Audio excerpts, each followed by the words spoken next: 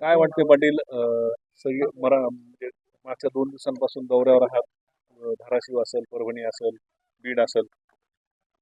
गोरगरिबांच्या कार्यक्रमात जायला लागतं. ज्यावेळेस आपण सामाजिक काम करतो, आपण राजकीय करत नाही, तर अपेक्षा असते तिथपर्यंत जायलाच लागतं.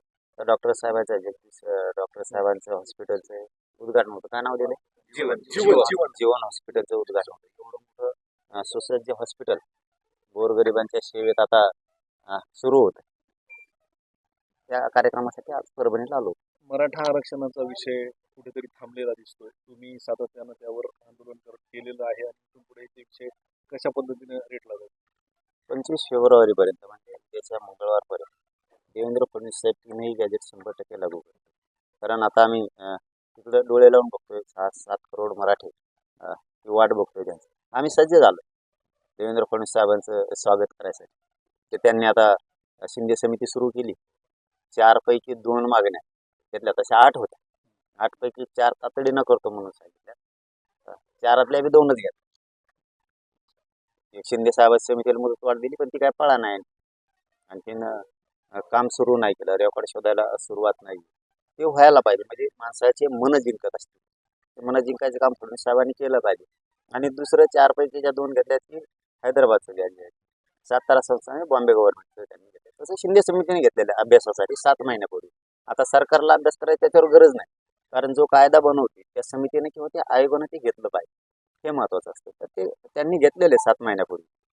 तर तरी बी ह्या मंगळवारी कालच्या होईल असं वाटलं होतं, पण नाही झालं.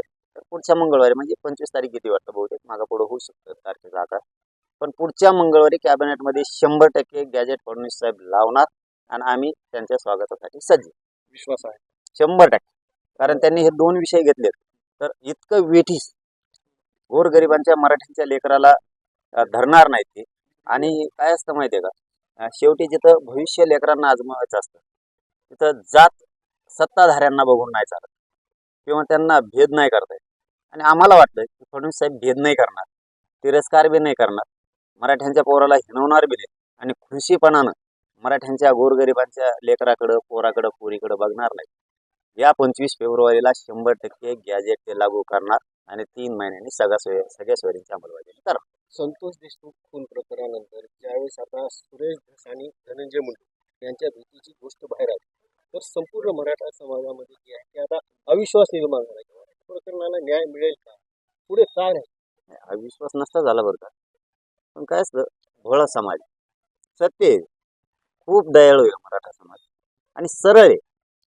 ते आपलं देतं विश्वास टाकून घेऊ माणूस चांगलं काम करतो. जसं की माझ्या गोरगरीब मराठ्यांनी माझ्यावरती विश्वास टाकला, मी 1 इंच सुद्धा मागं पुढं नाही सारखं. सपोज सांगतो, मी कसलेच कोणचे सेटलमेंट का काय म्हणते ते नाही, मॅनेज नाही, फुटलो नाही, कोणाच्या दाराला शिवलो नाही, मंत्रालयापर्यंत आतापर्यंत गेलो नाही. काय बोलायचं ते व्यासपीठावरतीच बोललो समाजासमोर. मी माझ्या समाजाचा विश्वासघात नाही होते. तसंच झालं की कुठंतरी लय दिवसानं मराठ्यांनी एका राजकीय नेत्यांवरती विश्वास ठेवला होता, आमदारावर, आणि लय जीव लावला. मी आता लय लावला दसांना, प्रचंड जीव लावला. वाटतच नव्हतं असं होईल. त्याला काय झालं एवढं भेटायला त्याला काय झालं? उलट त्यांनी असं करायला पाहिजे होतं, जर त्यांच्यावरती दबाव असला पक्षाचा की तू तिथं जाय, त्या धनंजय मुंडेकडे जाय, त्याची भेट घे आणि जरा ते मिटतंय का बघ, मिटून घे, असं सांगितलं जणून काय अध्यक्ष बावनकुळे साहेबांनी सांगितलं ते मिटून घे. यांनी एक विश्वास जिंकणं खूप गरजेचं. लाट ही लक्षात आली पाहिजे. आणि ते मुरब्बी आमदार आहे, एका नवीन मंत्री पण राहिले, त्यांनी सरळ सांगायला पाहिजे होतं मीडियाच्या बांधवाच्या समोर येऊ, मला पक्षाने दबाव आणला, त्याची भेट घे म्हणून, आणि ते मॅटर दाबून टाक, मिटून घे, असं सांगितलं. मी मीडियाच्या बांधवाच्या समक्ष सांगतो, मला धनंजय मुंडेची भेट घ्यायची नाही, असं त्यांनी सांगायला पाहिजे होतं. मी आत्ता पक्षाचा आणि आमदारकीचा राजीनामा देतो.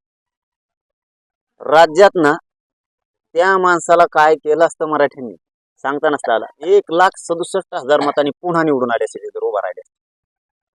लय जीव लावला, त्यामुळे मला त्या विषयात बोलायचं बी नाही. ते विषय संपला बी माझा. बीडचं प्रकरण असेल, परभणीचं प्रकरण असेल, परळीतलंही अनेक प्रकरण आता समोर येत आहेत. न्याय अजूनही मिळाला नाही. बीडचा एक आरोपी आहे, परभणीमध्ये कारवाई झालेली नाही.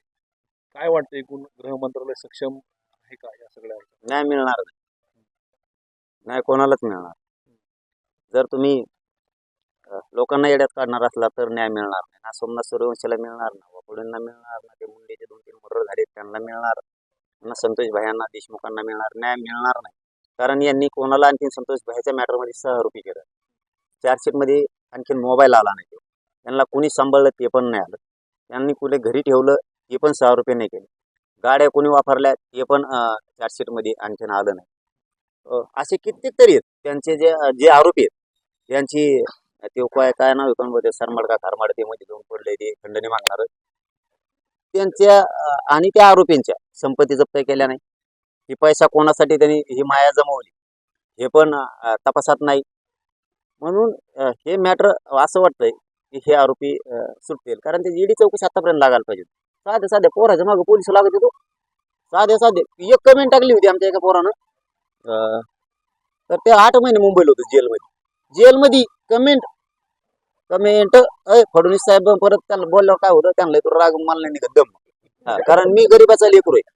मला एखाद्या गरीबाला फसवलं ना तर मला लई होतं. आजचं एक प्रकरण सांगतो तुम्हाला. मी कमून लक्ष द्या म्हणतो गरीबाकडे बघा. हे बघा लमणी समाजाचं म्हणजे बंजारा बांधवाचं एक ऊस तोडून येत होते गावाकडे आणि करंजीच्या घाटात म्हणजे पाथर्डीला दोघंही नवरा बायको त्या ॲक्सिडेंटमध्ये वारले. एक मुलगी 2 मुले बारीक लिंबाखाली बसलेले होते. आम्ही आता भेटून आलो तिथून त्यांना. इतकी वाईट परिस्थिती सरकारनं अशा लोकांकडे बघितलं पाहिजे. कुणी नाही फक्त आजी त्या लेकरांना सांभाळायला आता आजी ते आजी असं सांगत होत्या की ऊस तोडून माझं पोरग हे लेकराचं पोट भरत होतं. पोट म्हणे ते पोट भरत होतं. इतकी विदारक परिस्थिती. सरकार अशाकडे बघणार नाही. आम्ही योगायोगानं ते मंत्री संजय राठोड साहेबाला फोन लावला. बाबा अशी घटना झाली तुम्हाला लक्ष द्यायचं घालायला लागणार आहे आता लगेच. मी दादा भुसे साहेबांनाही बोलतो आणि मुख्यमंत्री कार्यालयाला सुद्धा बोलतो या कुटुंबाला आधार देणं गरजेचं आहे. तर संजय राठोड साहेबांनी मंत्री महोदयाने तातडीनं फोन लावलाय त्या कुटुंबाला. भेटीलाही जातो आणि आम्ही पूर्ण ताकदीनं मदत करतो. हे उभा करणं गरजेचं सरकारनं हे मन जिंकणं गरजेचं. हे असं करत नाहीत. एक आरोपी सोडून देणार आता आणि मग मराठ्यात आणि जनतेत उद्रेक होणार. बरं एक प्रश्न असा आहे की आता इतके दिवस शिंदे मुख्यमंत्री होते आता देवेंद्र फडणवीस आहेत. मग 2 उपमुख्यमंत्री मराठा समाजाचे असताना आरक्षणाच्या विषयावर हा विषय का बैठकांमध्ये येत नाही किंवा सोडवला जात? तसं नाही दादा ते हे कासर आहे फडणवीस साहेब आहे. मुख्यमंत्री असू द्या आणि उपमुख्यमंत्री असू द्या नाही ते कुणी असं गावात नसतो एखादा सरपंच असतो आणि उपसरपंच सगळं कारभार आहे तिथं. तसं खेळ गेल्या वर्षी तेच होती आता तेच फक्त खांदे बदलले. पहिले तर नांगराला बघा असं गावरान आमच्या खेड्यातही बघा नांगराचे खांदे बदले दुपारून घेऊन दुपारून ठेव. पहिले ते होते आता हेच आले सारखेच आहे सगळे. हे कोणी असं काहीच नाहीये. पहिले त्यांचं आता सरकार होतं आता पण त्यांच्याच. धनंजय मुंडेंच्या राजीनाम्या संदर्भामध्ये वेगवेगळे खुलासे येत आहेत. म्हणजे ते राजीनामा द्यायला तयार नाहीत. आजही अंजली दमाने यांनी मोठा घोटाळा जे आहे 200 कोटींचा बाहेर काढलेला आहे. ते लईच लापट दिसतंय. इतकं चिटकून बसलंय त्या पदाला. इथून मागं लई जणांनी दिले त्यांच्याच बहिणी दिला राजीनामा. रावांनी दिला बरेच जणांनी दिले. मग जर आपल्याला त्या जनतेनं त्याच्यावरती बसवले त्यांचीच जरी इच्छा असेल तू दिलं पाहिजे तर द्यायला पाहिजे. कशाला घेऊन बसायचं त्याला चिटकून.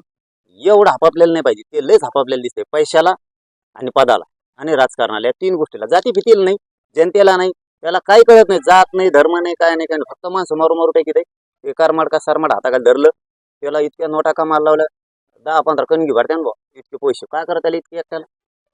इतके त्याचे पैसेच नाही ते मंत्र्याचे पैसे. ती चौकशी व्हायला पाहिजे. ती ईडी चौकशी तिथं लागायला पाहिजे. त्यामुळे ते लालची माणसं बघा जनतेचं देणं घेणं नसतं यांना. जातीचंही देणं घेणं नसतं. यांना फक्त पैसा आणि पद लागतात आणि तेवढंच काम त्यांनी केलं. बरं आपण त्यांच्यावर आरोप करतात ते उत्तर देतात पण जे मूळ प्रश्न आहेत संतोष देशमुख असेल सोमनाथ सूर्यवंशी असेल हे मुद्दे बाजूला पडत आहे. हे मीडिया राहील वाटते का? अरे दादा असं होऊ शकत नाही. ते काय बाजूला पडत आहे. सोमनाथ सूर्यवंशीचं असो धनंजय आपले संतोषभाई देशमुखांचं असो मागं पडत नसतं. आम्ही आहेत ना. आम्ही काय आले चाललंय तर चाललंय चल करतेच भाऊ हे बिचारे.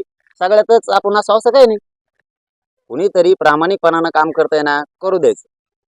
आम्ही खरंच सरळ आहेत. फक्त आमच्या सरळपणाचा ते फायदा उचलायला लागले. मॅटर दबत नसतं. कोणी पण येऊ द्या. त्या दिवशी वेळी आता काय काय म्हणतात ना मराठ्या मागं नाही राहिले पुढं नाही राहिले असं आणते शेंगा आणते तिकडे बसले ते पुंग्या सोडून येईल. त्यांनी टोळी जमा केली देते सोडून मागं रोज लाख लोक घेऊन येऊ का माझ्या संगत.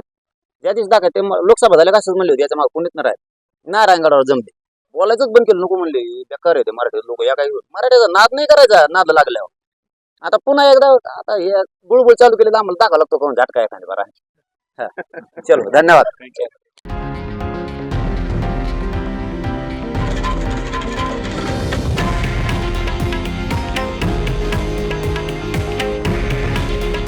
हे आहे देशातील नंबर 1 न्यूज नेटवर्क आणि आपण पाहत आहात TV9 मराठी. काळजी तुमची, हित महाराष्ट्राचं.